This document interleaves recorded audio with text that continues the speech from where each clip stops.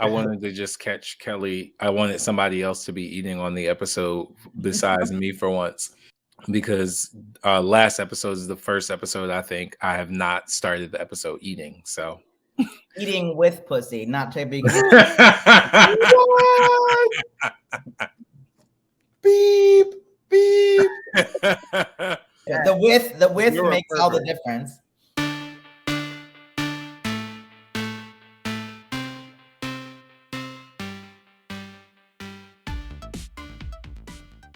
Welcome back, everyone, to Condone Yourself, where we're here to talk about Season 7, Episode 8. I believe this episode was called Santa's School for Girls. Love a good Christmas and summer episode. I'm Joe, and we have OT. What's up, people? I'm eating snacks and I'm not stopping. And we have Kelly. Hey, everybody. I'm going to make a confession. I did love this episode. However, I do not believe in celebrating Christmas outside of December.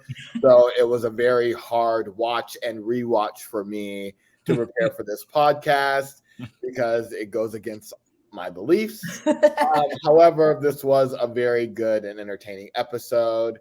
But yes, no Christmas outside of December. Thank you. Done.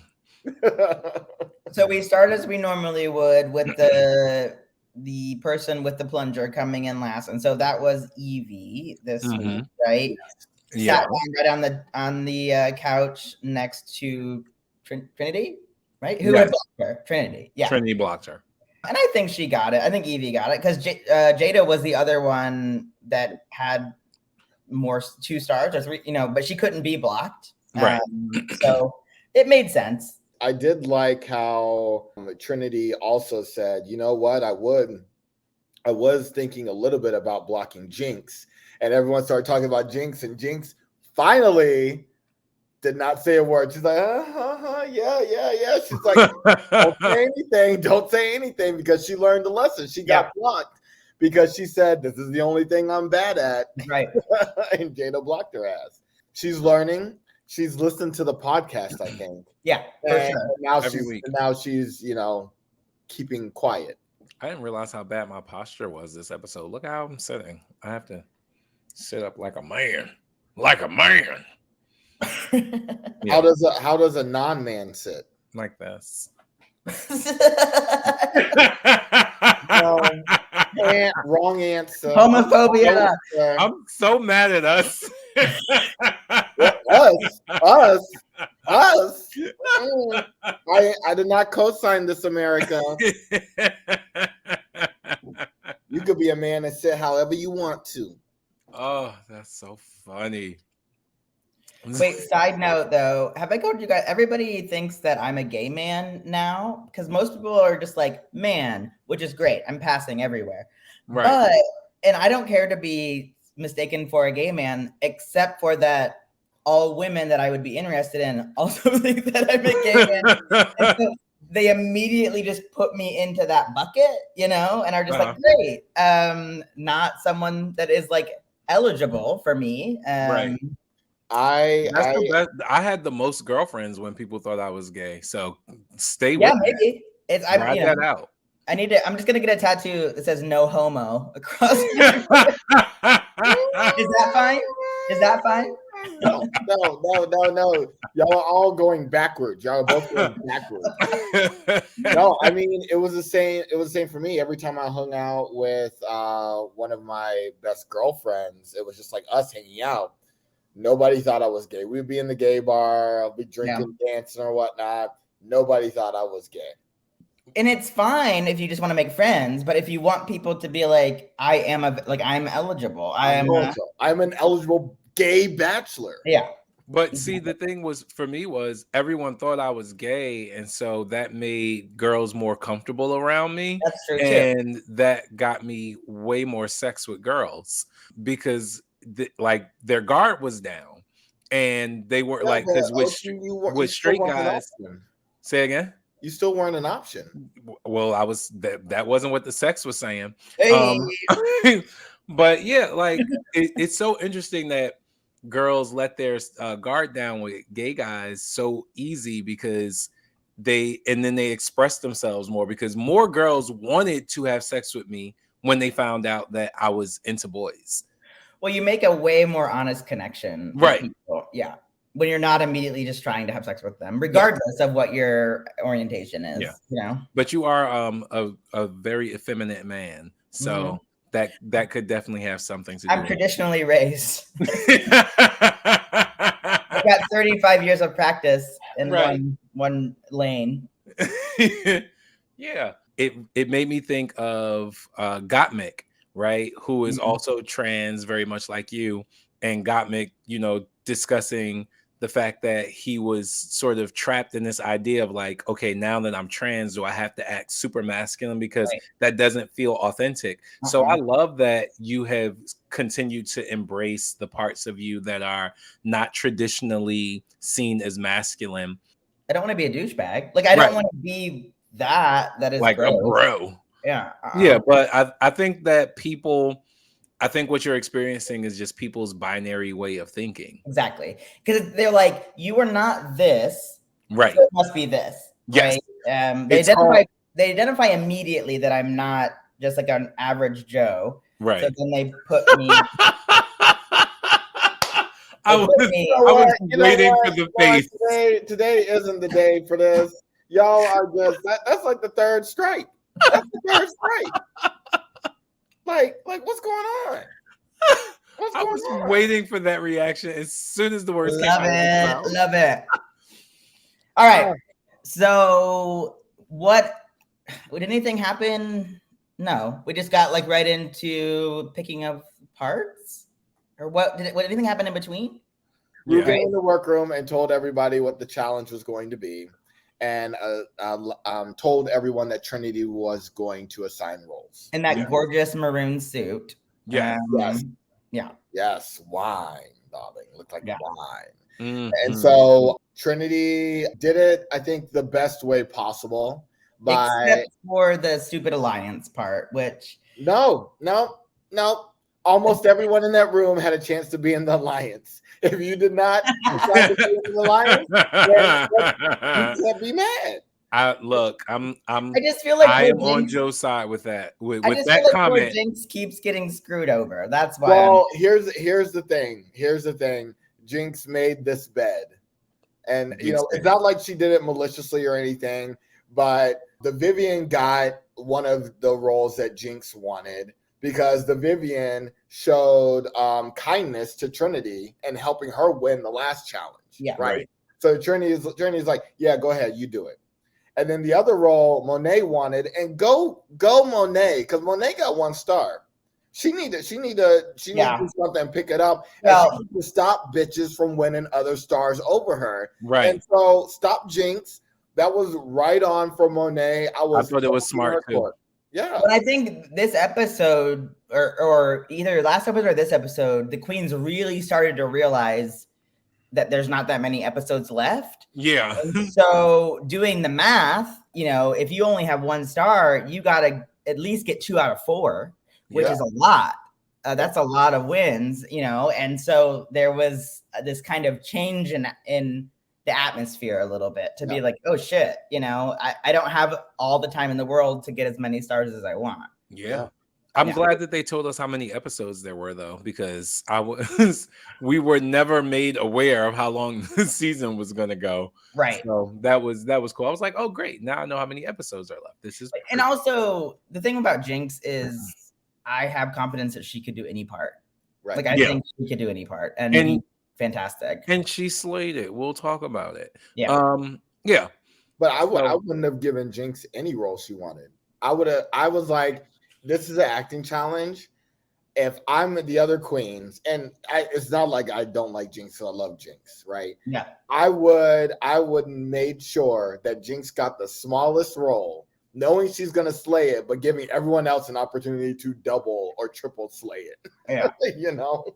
And like if the Vivian had 2 stars, I would not have given her a good part either.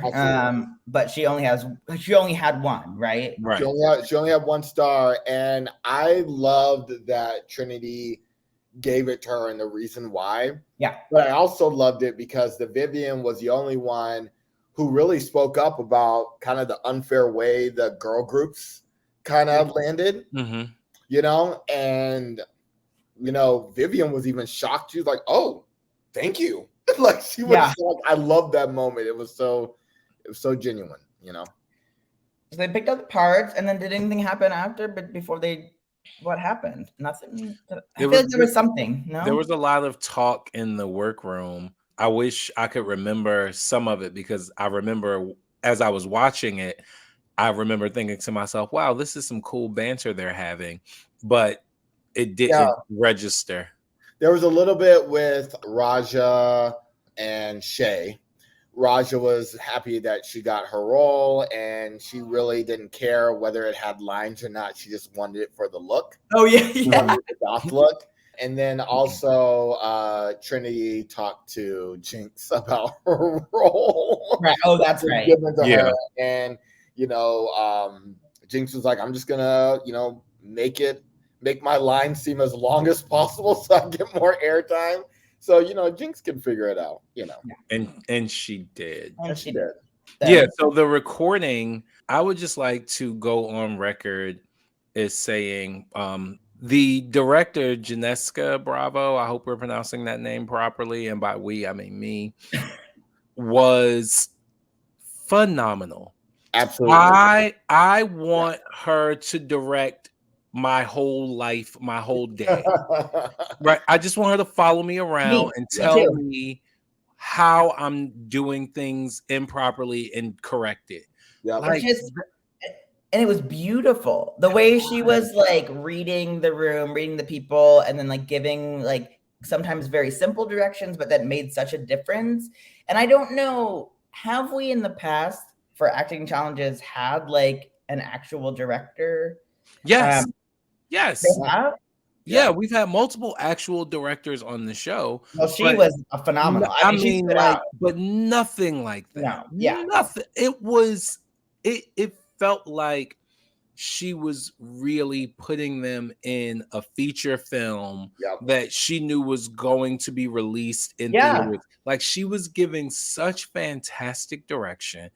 And it was in such a loving, respectful manner that really resonated with the people who were there. Right. And it really pushed everyone to work at their best level because they saw how much she was putting into them and they wanted to give it back. And the way she like speaks and the way she was giving directions was very like easy to understand. I think for even people that like aren't trained actors, you know, being able to take those directions because they were so clear and like thoughtful, like you were saying, OT, and it made such a difference. I think if you don't have that kind of direction, people maybe would have struggled more than what they did. It's like, they talked to, I guess maybe it was Rue that said this, but like Monet trying to do an accent, you know, and they were just like, just speak plainly, you know, you'll be fine. And it was so much better. Right. And then after she did it, right, after Monet actually took the direction, for her to go back and say,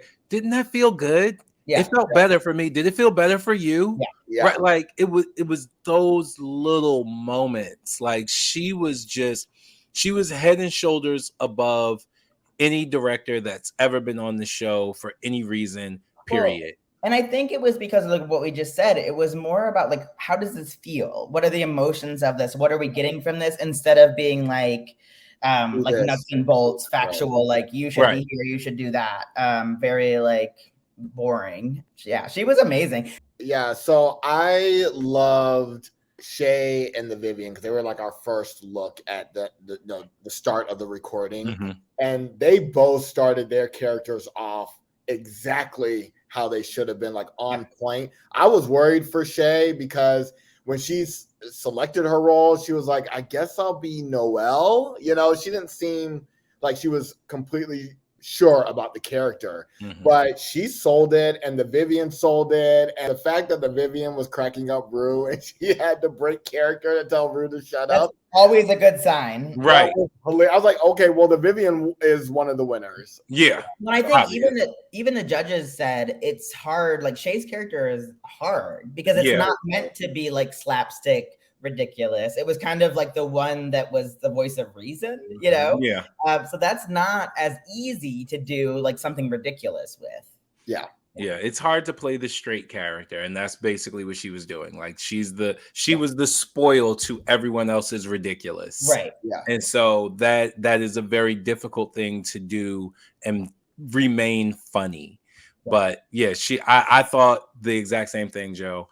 I was a little worried for Shay because she also played the straight character in the court Exactly. as well. She can't use those characters. Yeah. Right. And so I thought to myself, well, you've already sort of done the straight character, but this character was a little more nuanced, I think, than the previous character. And again, she killed it. She played it really well. It was smartly done.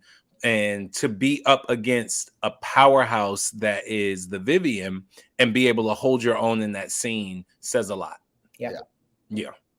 I love that they did like the parody of Mean Girls too. Like it's so ridiculous and so fun. And then who came in? It was the Mean Girls. Yes. The popular that was Evie, Jinx, and Trinity.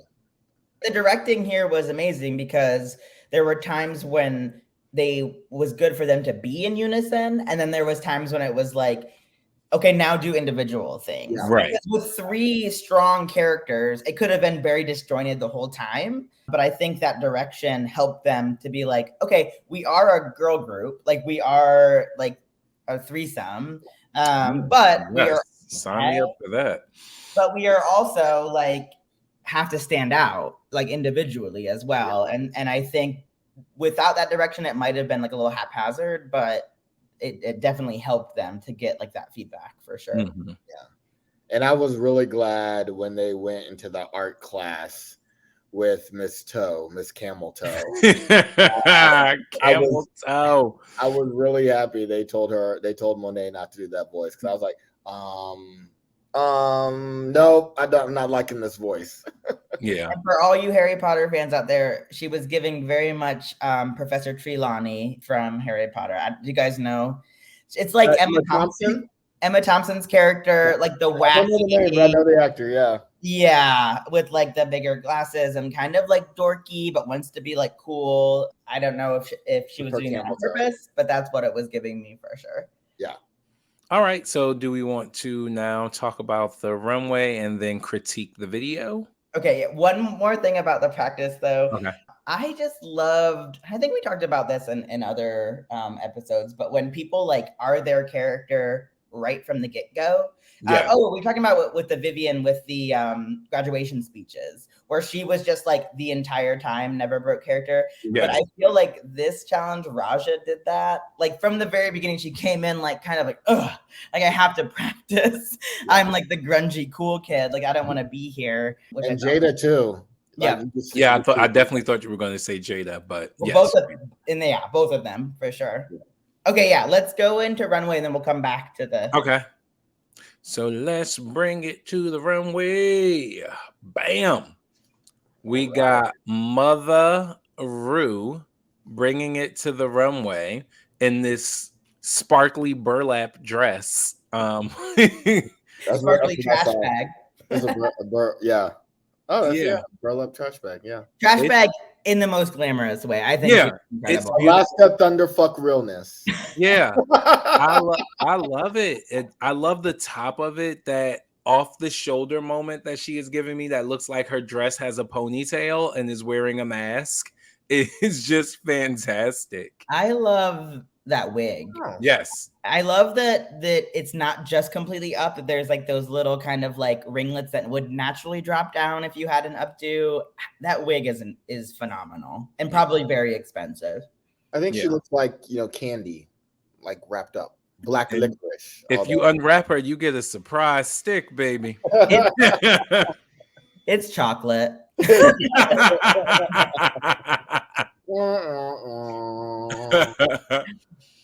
Let me tell you something. You see this fan? That is it Bye. for the season. Nobody else gets a fan pop because nothing. What this right here, this thing that Miss Vivian, this thing right here, I want to find her and snatch that off her body and luxuriate in my house, walking around in it all day, every day. And also, just for the record, category was something to do with Nitty knitting. nitty bang bang. Nitty nitty bang bang. Nitty nitty bang bang. And I think a couple people said this, where it was just like, to make this look glamorous and still like have a silhouette and still have a shape, and then like the small touch of the knitting needles and the hair, this was phenomenal. This was incredible. I love this. I love that it seemed big and bulky but flowy. Yeah. And OT, I could definitely see you wearing this. Maybe like in February when Texas freezes over again. I think this will definitely help keep you warm. Maybe even the whole house. I don't know. Because it looks very, very hot. Yes, it does. And she even said, what'd she say? Like, I'm sweating my minge off. Yeah. And she said it was 23 pounds, but baby, let me tell you something. That tonal back there has got my body ready to wear this and work this out. I can carry 23 pounds of fabric these days. That is one of the most phenomenal things. Yeah. Like it's so elegant, it's so chic, it's so out of the box. Like this isn't even on a whole other planet. It's in a whole other solar system. Like it's in a whole different galaxy. Like that is so beyond. I had to throw the fan away. No one else gets a fan pop for the season. Like, well, and there are some amazing. You know what? I would wager someone else will get a fan pop. You heard it here first. We'll see if I have to reincarnate the fan. But for now, ding dong, the fan is dead. There is some amazing knitters out there, and I bet you people are going to recreate this. Oh, absolutely. I hope that I guess probably maybe she didn't make this, but whoever made it, I hope that they sell that pattern, because people will buy it and people will make this, because it is, even just to wear around your house, you would like to watch Netflix. You'd feel so glamorous. This is like the look like when I was a kid and I would try to, wear a blanket and wrap it around like as if I was like wearing some gorgeous gown. Yeah. This is what I was imagining, but definitely was not succeeding at. In your brain, that's what you look like. Right. Exactly. That is how we looked, Joe, because I lived that fantasy as well. And that's how I looked in my head. And that is why this look speaks to me. Yes. Can you bring your fan back so I can clack it? Because this is gorgeous. This is a gorgeous and memorable look. I love this look from Shay. And I love that signature-wise, she's bringing back the bangles or the rings or whatnot. But she brings them back in different ways in her outfit. So it's never like the same way. And this is gorgeous. This is absolutely gorgeous. That is so fucking chic. Like she looks like she just stepped off of a Paris runway and is running to the airport to get to a runway in New York or Milan. Right. Like I didn't have time to change. I just had to go directly from the runway. Like she looks amazing. This is art. Yes. It is art, like head to toe. But it's also Shay. It is very much on brand for her. Blackety black. And I think that if other people try to wear this, it doesn't work. There's something about the way Shay owns it, the way she wears it. Like it is art. Shay is regal.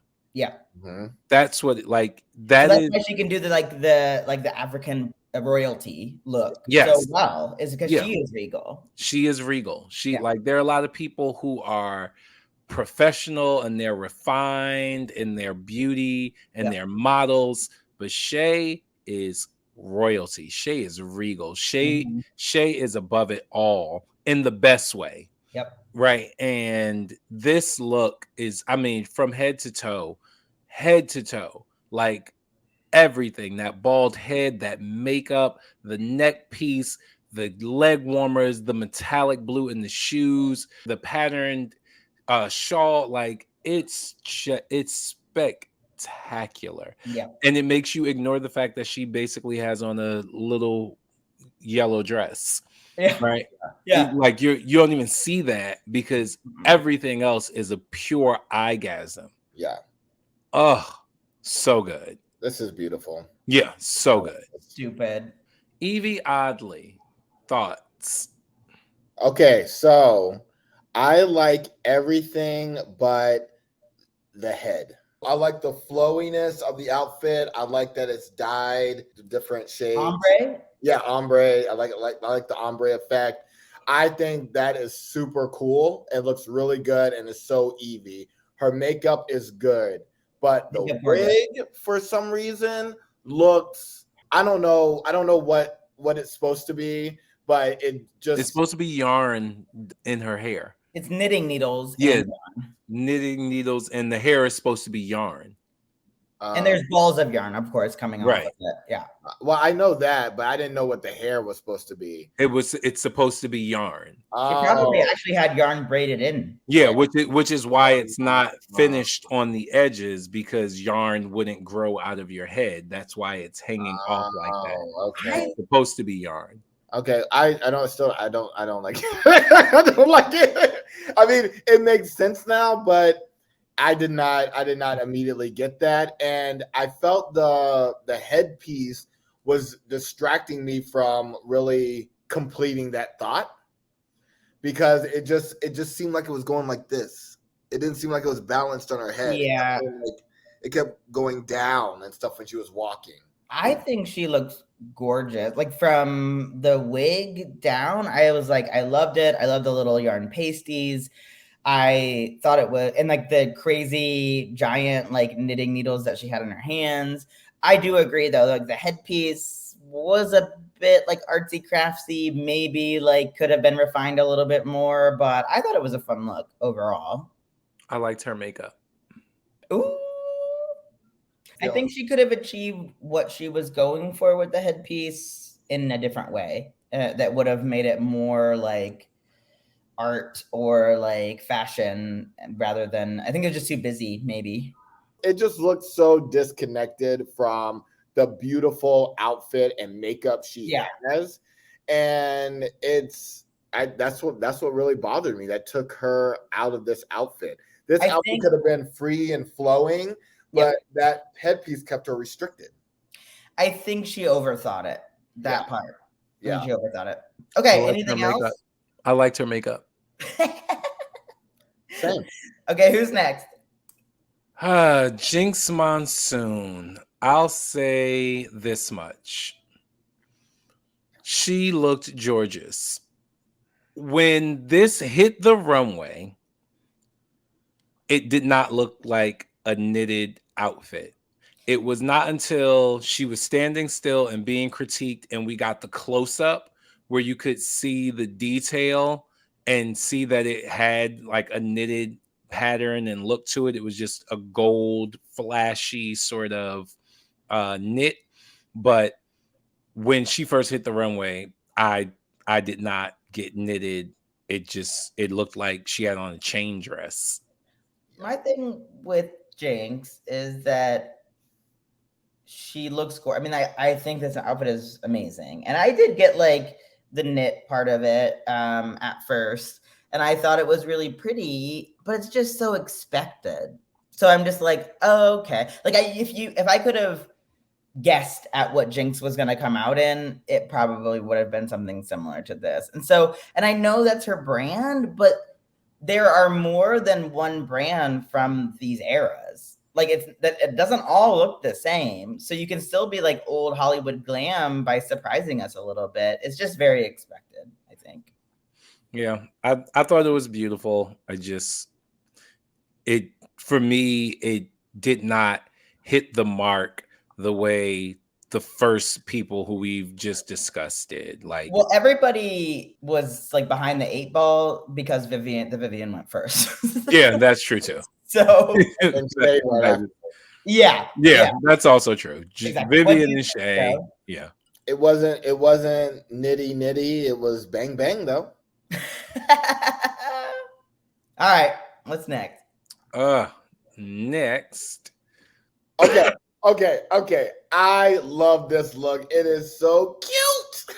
Yeah. I can't stand it. How cute this whole look is. The leopard hair, the leopard underneath with purple lavender or whatever. I was like, I want to snuggle up with Trinity in this look. I thought it was so cute. I just love this look. And it is. I love it. This is quintessential knit, like obviously knit fabric. I also, can you imagine if you were just a random fan that was like, I made you this outfit, right? You like it? And then she busts it out during like the actual episode. I would flip. That's amazing. Yeah.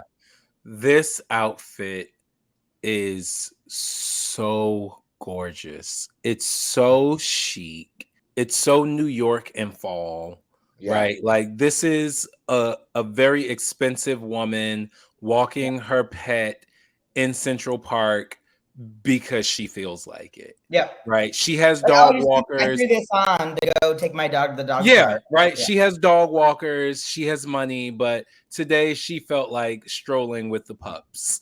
And it looks so expensive.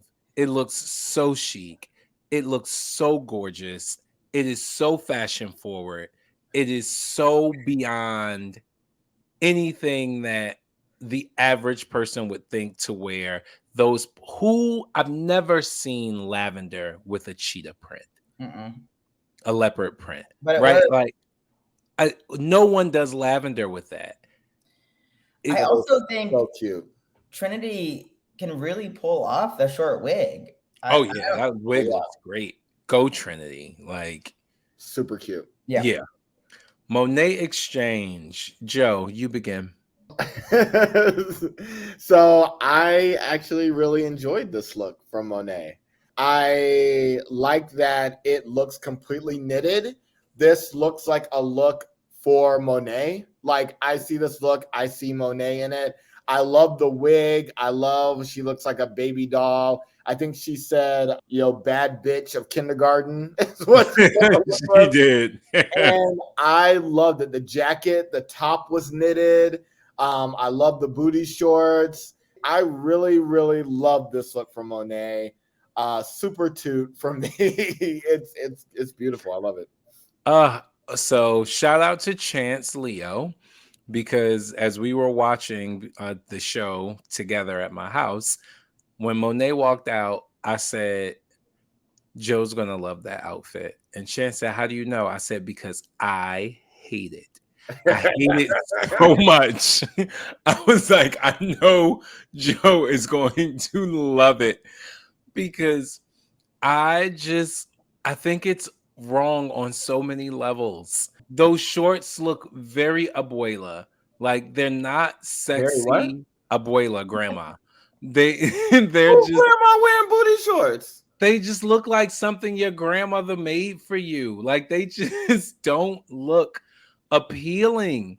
They look like your grandmother's oversized swimsuit from the 60s, or like her oversized white panties.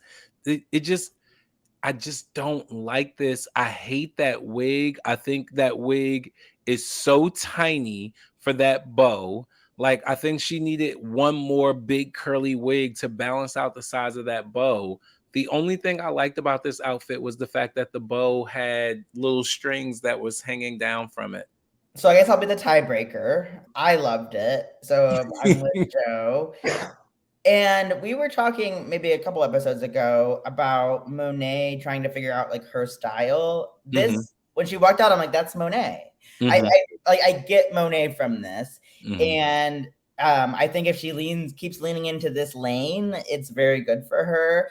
I'm obsessed with that jacket. Like, I would wear that jacket. I think it's so cool. Like to make a knitted puffer jacket, I don't know. I thought it was amazing. I wanted feel to like love if it. this wasn't knitted, I don't think I would like it as much. But the fact that it was knitted Yeah. and you could kind of see the detail, and I Mhm. like the stripes and the pattern on it.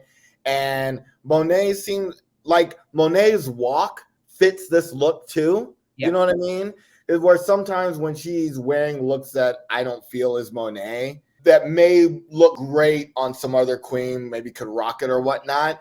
I don't feel like her walk or her presence really resonates. But Yeah. this look, I feel it. And I was like, okay, Monet. Yep. Okay. I really enjoyed it. So I knew that you were going to love it. I will say this, and I'll agree with Kelly. When I saw this look, it felt Monet. It felt wait, I like, said that too. okay, No, well, only agree with me, not you. it does feel, I'll agree with both of you There you go. and say that it does give me Monet, because what I will say is this is very around the way girl. And Yeah. that's what I think Monet is good at. Monet is very good at giving you the, the hood girl up the street. Mhm. The girl who is classy but also ratchet as hell. Yeah. Right? Like that's Monet's brand to me. Moving on to Miss Jada Essence Hall. I thought she looked gorgeous. Yeah. I didn't get the reference because I'm too old, but Yeah, I don't know, big comfy couch. I don't Yeah. know that either. yeah. Well, we're not all that discrepant in age. I don't like how y'all just did that. Cause I was like, I'm too old, and y'all like, I also didn't get it. As if y'all are too young to have not gotten it. Y'all are not that different in age from me. Let I'm that be saying I'm known, also too America. old to get it. Well, we're in our 30s. What about you, OT?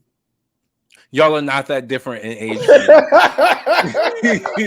So I just but yeah, I thought she looked gorgeous. That hair, I think, is a dream. yeah. That knitted scarf train fantasy.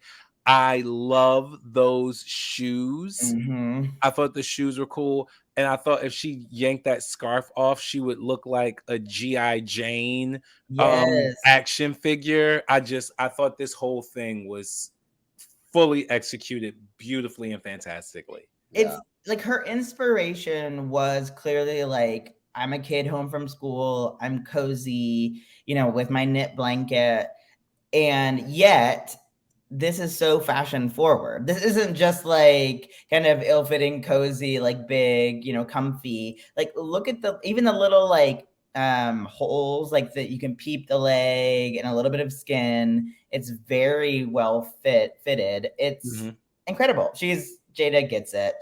This is great. Yeah. And I love the story of, she added on, that she's sick, made her nose a little red and stuff like that. So I like that she did that, and she really thought about that.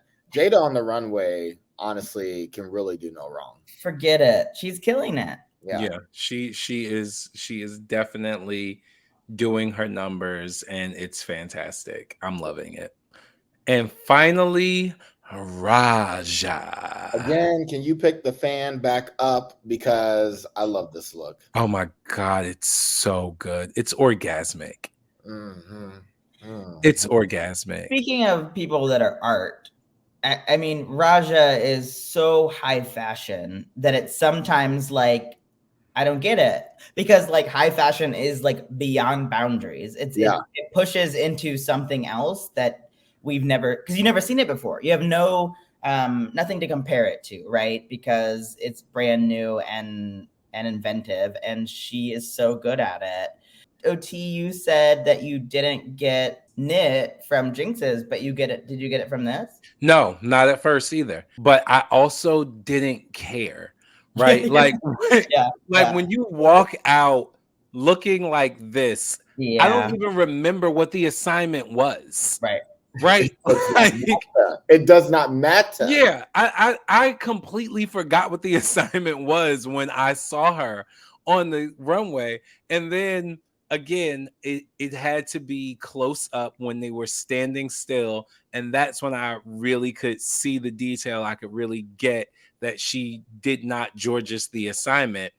But this is like, oh man, like this is This look is nitty nitty bang bang.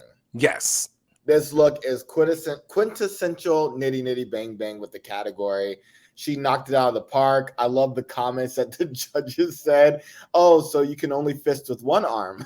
Right. I was like, damn. But Amazing. this was amazing. I love the wig choice because usually Raja has been doing a lot of grays.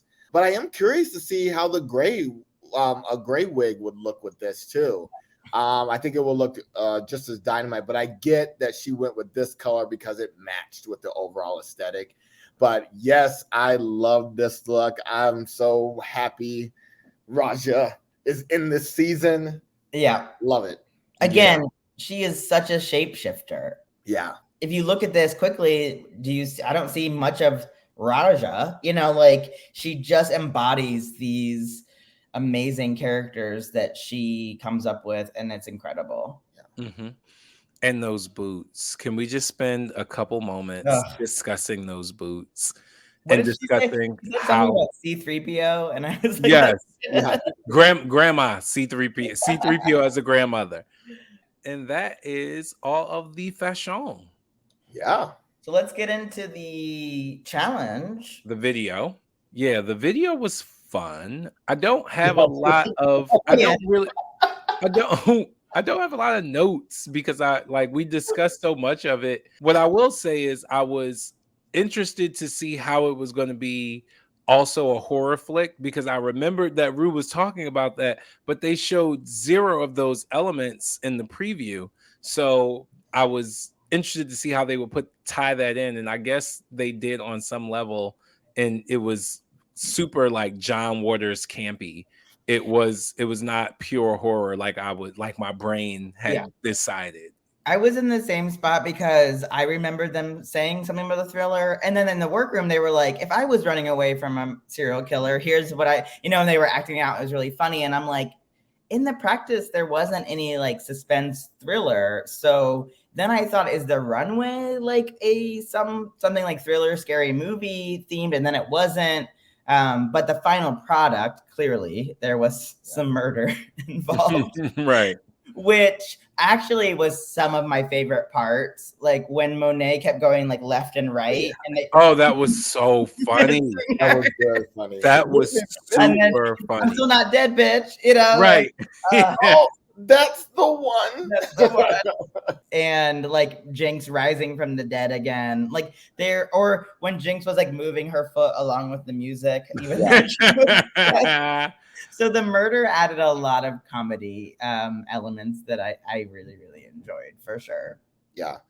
I thought everyone did really well. Yeah. And if this was a normal season, all of these girls would be in the top.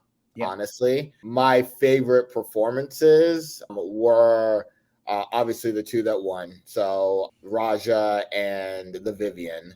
But I really surprisingly enjoyed Shay's performance, which is not a normal performance I would be attracted to. But with the moment she said this is not a musical and gave that little look, that was a wrap. I was like, yes, that would be me. I am Shay. I am Noelle. That's me right there. This is not a musical. For me, the standout performances were, of course, the Vivian. But my other two were actually Jinx and Jada. I thought Raja was good, but I found the character one-dimensional and boring. For me, it was one note the whole way through with Raja's character. Did she embody the sort of angsty kid? Yes, but it wasn't layered to me. And maybe I missed some of the nuances even watching it twice, but the way that it was edited, you could see everything Jada was doing all the time. You could see her being in character. You could see her being in the moment. You could see her reacting to everything that was going on around her, even when she didn't have any lines. She was making a face. She was turning her head. She was rolling her eyes. She was completely committed to being that character. And Jinx was just brilliant to me every time she opened her mouth. I was confused when Raja was the winner, but I was the only confused person in my house because Chance and Chad also thought it was Raja. So. I thought the top two were gonna be Jinx and the Vivian. That was in my mind, and I wonder if the runway skewed it a tiny bit. Probably towards. Oh, I mean, I'm sure it did. I liked Jinx, but I've liked Jinx better in other things. The thing that was a slight annoyance with me with Jinx was the long things, her lines. See, I thought that made it funny. In particular, when they were in the art class, that really just was like, I was like, there's too many people in this scene. That line is taking too long, and it just annoyed me a little bit. Just a little bit, not bad. Everything else was fine, but that was one that I was like, okay, Jinx, not for me. This. I actually. Not a knock on Jinx, but just in general, thought the art class scene was too long. Mm-hmm. I was like, it was. Why are we still in the art class? Like, have a different scene. Usually it moves pretty quickly, you know, like they bounce around from things. And that just seemed to weirdly draw on. Well, nobody complained about the Daytona wind. It was all in the same room. There was different things happening and different people talking and... No, I'm messing with you all. I do agree that they were there for a very long time. Yeah, because it like quickly moved between other scenes, but then all of a sudden the art class was like 12 hours long. it was. And you know, Evie was good, but it wasn't like my favorite performance. Like the mean girls, who are the good girls, not so much. I thought everyone else was a little bit more entertaining. I even liked Monet too. I wouldn't have been surprised if Monet made it to the top. I just wasn't thinking the three girls.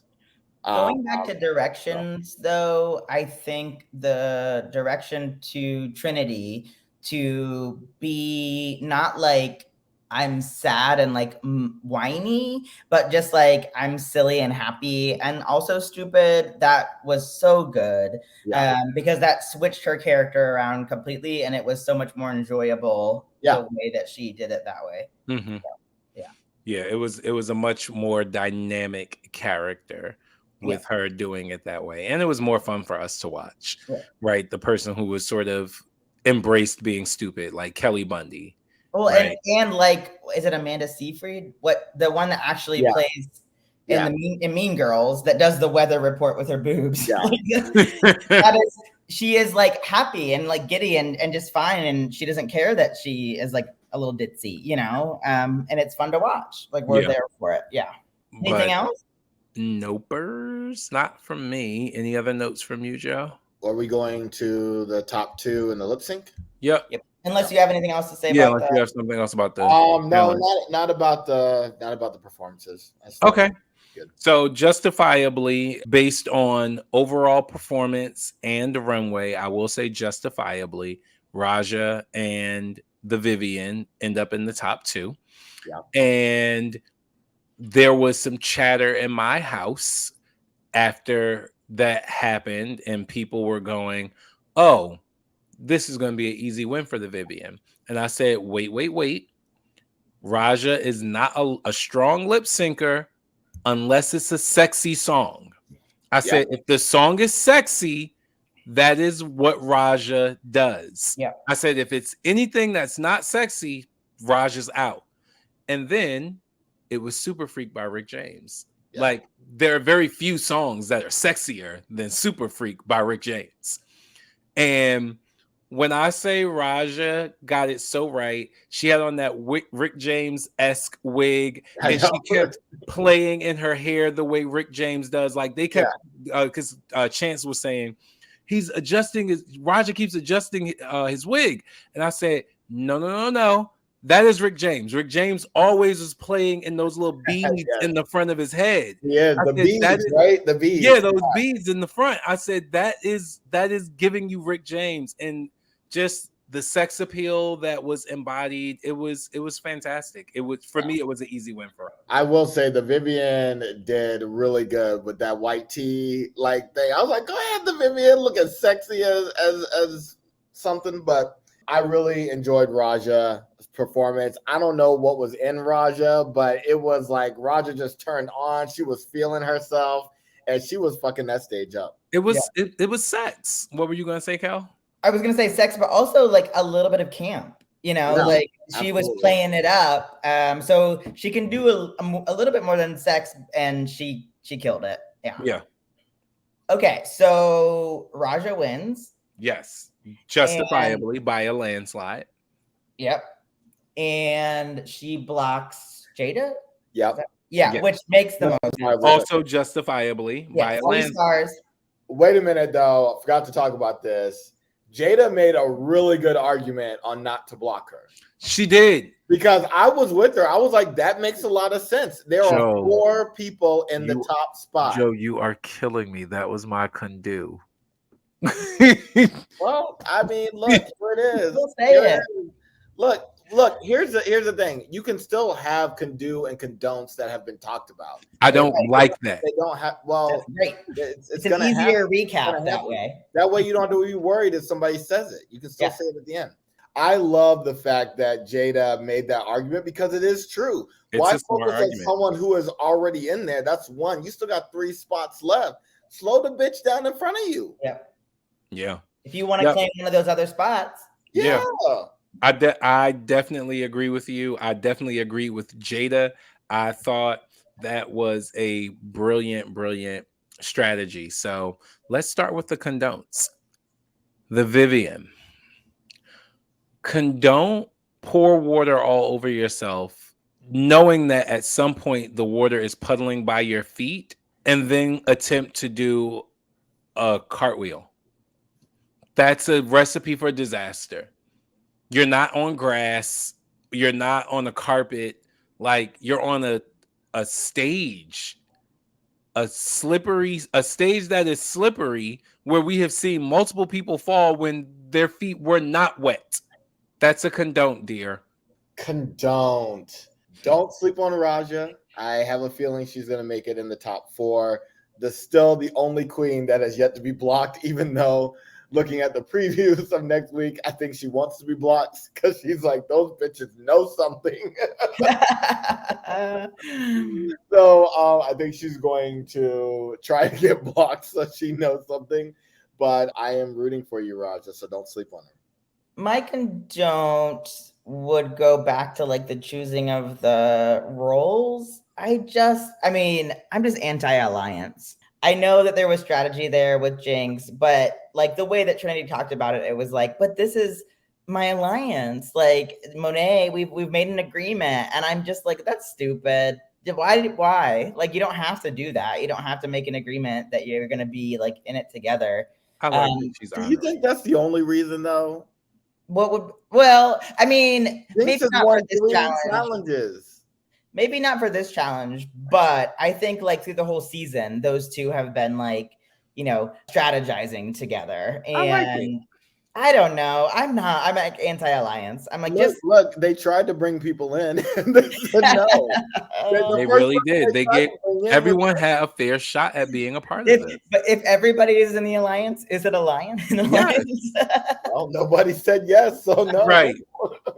Okay, condos. My can-do is Jada Essence Hall's argument for not blocking her.